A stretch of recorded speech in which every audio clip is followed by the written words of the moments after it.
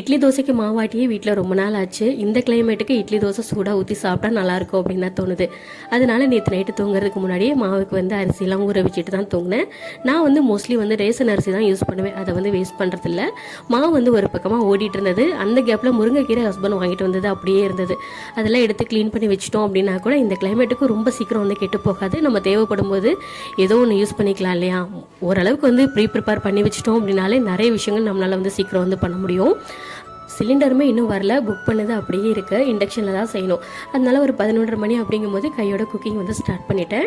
இன்றைக்கி லஞ்சுக்கு நல்லா சுட சுட சாப்பாடு, செம்மீன் கிரேவி தான் பண்ணியிருந்தேன். எப்படி செய்கிறதுன்னு பார்த்துருவோமா. நல்லெண்ணெய் நல்லா சூடானதுக்கப்புறமா கடுகுளுத்தம் பருப்பு, சீரகம், வெந்தயம் நல்லா தாளித்து புரிஞ்சதுக்கப்புறமா கட் பண்ணி வச்சிருக்க சின்ன வெங்காயம், தக்காளி இதை நல்லா பச்சை வாசனை போகிற வரைக்கும் வதக்கி விட்டுக்கலாம். க்ளீன் பண்ணி வச்சிருக்க செம்மீன் கருவாடையும் சேர்த்து நல்லா பச்சை வாசனை போகிற வரைக்கும் ஒரு 1/4 டம்ளர் அளவுக்கு தண்ணி சேர்த்து வதக்கி இறக்கிட்டோன்னா சூப்பரான கருவாடு கிரேவி ரெடி. புளி